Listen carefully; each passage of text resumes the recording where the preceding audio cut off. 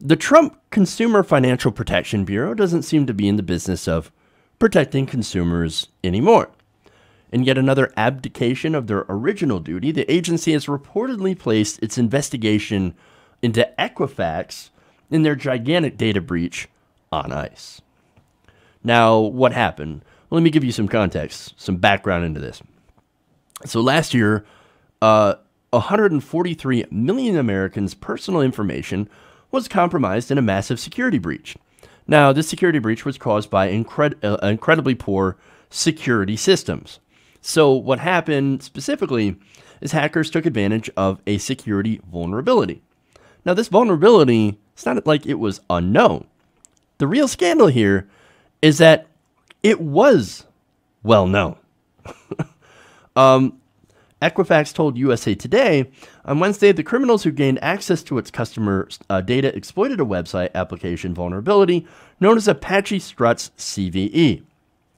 The vulnerability was patched on March 7th of 2017, the same day that it was announced, according to the Apache Foundation. Cybersecurity professionals who lend their free services to the project of open source software had shared their discovery with the industry group, making the risk and fix known to any company using the software. That includes Equifax.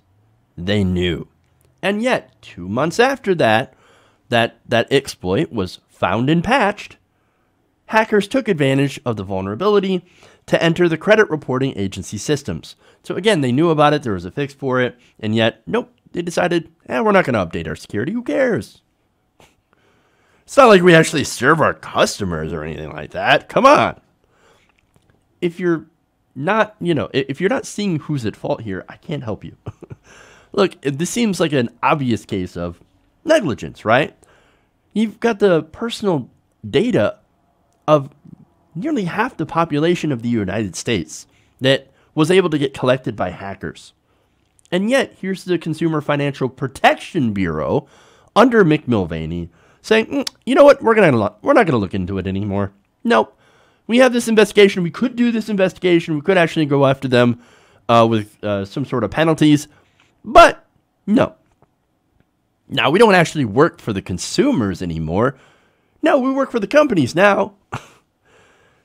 And look, this isn't the first action taken or non-action taken by the Consumer Financial Protection Bureau under its new head, Mick Mulvaney.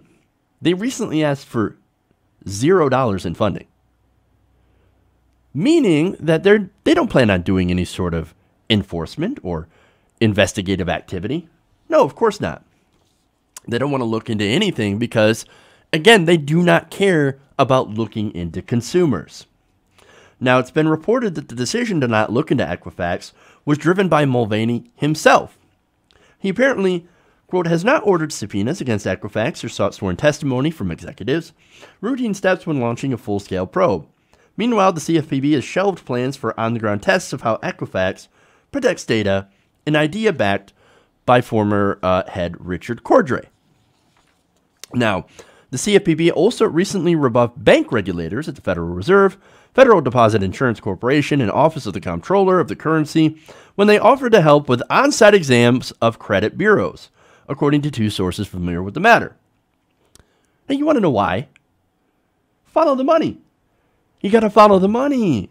Mulvaney has taken, and this amount will blow your mind, he's taken at least $5,000 in campaign cash from Equifax Inc.'s Political Action Committee, and also $6,000 from the PAC of Experian.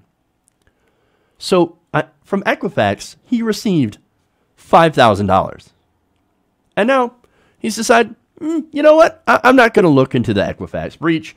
I'm not going to make sure to recoup any sort of possible damages to the consumer and to prevent anything from this, like this from happening again.